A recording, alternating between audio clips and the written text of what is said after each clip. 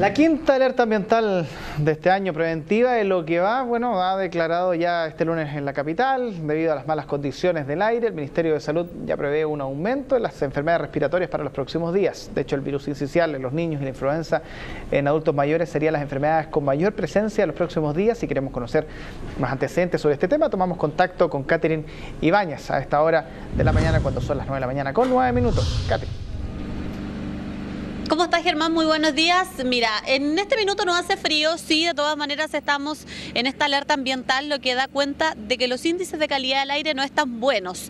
Eso, sumado a varios elementos más, son terriblemente nocivos para la salud, y por eso es que hay que poner atención, porque si bien los grupos vulnerables siempre concentran la mayor atención, hablamos de los adultos mayores y los niños, las guaguas principalmente, es esencial también que todos tengamos precauciones para evitar tener complicaciones de carácter respiratorio. Hay varios virus que están circulando y por lo tanto siempre uno puede contribuir un poco más. Queremos hablar de esto, estamos aquí en el Hospital Clínico de la Universidad de Chile con el doctor Felipe Rivera, broncopulmonar, con quien vamos a abordar este asunto. Doctor, muy buen día, gracias por estar con nosotros. Muy buenos días. Bueno, explicaba yo que estamos en alerta ambiental, a veces uno no toma muy en cuenta esto, pero si es que estamos en ello significa que claramente los índices de calidad del aire no son óptimos para el diario vivir.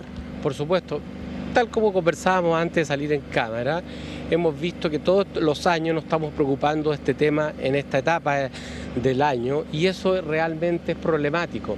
¿Qué significa estar en alerta ambiental? Significa que los índices de contaminación son riesgo para la salud. Si bien es cierto no hemos llegado a la etapa de emergencia ni preemergencia, significa que probablemente estos niveles, si no llueve, van a seguir aumentando, porque seguimos, ¿no es cierto?, contaminando el aire con chimenea, seguimos aumentando el parque automotriz, seguimos no teniendo políticas adecuadas para el transporte público, y eso significa que los grupos vulnerables, tal como decía usted, los niños, pero también los ancianos y los enfermos respiratorios, tienen alta probabilidad de descompensarse y hacer fenómenos respiratorios que implican llegar a los servicios de urgencia, y sabemos que los servicios de urgencia ya están llenos de gente que consultan por patología de urgencia, pero también consultan por patología que debiera, ¿no es cierto?, tener una resolución en una medicina un poco menos compleja, que son los policlínicos. Doctor, yo decía al comienzo del despacho, no hace frío. ¿Por qué decía esto? Porque existe un pensar popular, si usted le quiere llamar así, de que cuando hace frío, ahí recién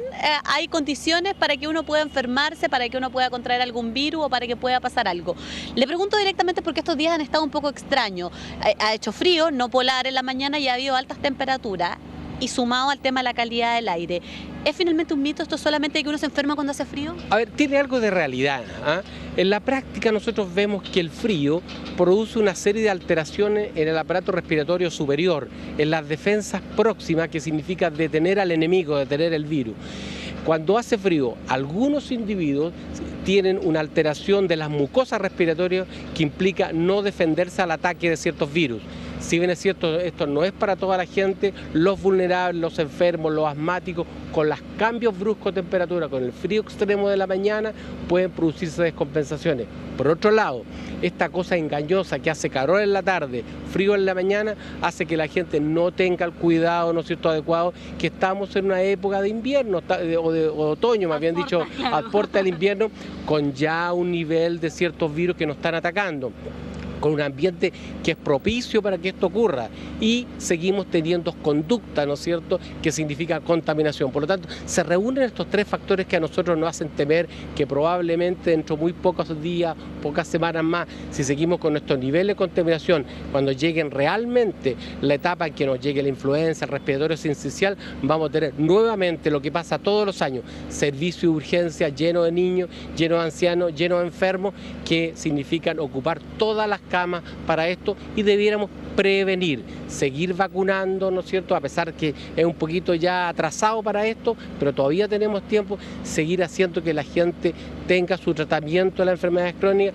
seguir propiciando que la gente no fume y seguir propiciando que se utilicen métodos de calefacción lo más sana posible. Doctor, ese pic que inevitablemente va a llegar, probablemente siempre viene un poco de la mano con la llegada ya oficial del invierno, las últimas semanas de junio, primeras de julio. Sí, por supuesto. Nosotros estamos acostumbrados, ¿no es cierto?, que que el respiratorio sincicial y la influenza sean los virus que más producen enfermedades dentro de nuestra población, pero no podemos olvidar que existen una serie de otros virus, una serie de otros agentes, el neumococo, adenovirus, picornavirus, que pueden producir enfermedades que, si bien es cierto en la población normal puede ser una enfermedad muy banal, en aquellos sujetos enfermos, los ancianos, los niños, los prematuros, pueden producir enfermedad grave y producir una enfermedad que requiera hospitalización. Por lo tanto, ¿qué significa esto? Significa el cuidado, hacer que nuestros hijos, ¿no es cierto?, mantengan su tratamiento, su control médico, su vacunación al día, volver a insistir en no fumar dentro de las casas, volver a insistir en utilizar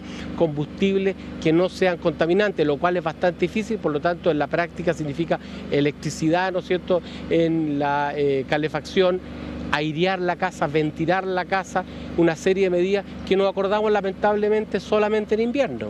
Doctor, ¿y cómo evitamos en el caso de estas temperaturas extrañas? Porque uno a veces se descuida y hay que reconocer, basta con que uno converse y dice, bueno, no quise venir con abrigo, con parca, porque después va a ser calor. Pero finalmente uno pasa sin el abrigo necesario todo el frío de la mañana y ahí, bueno, después se resfría y paga las consecuencias. Bueno, nosotros hemos repetido varias veces que una de las formas de evitar estos cambios bruscos que dice la gente, que nos repetían tantas veces nuestras abuelitas, es andar en capas.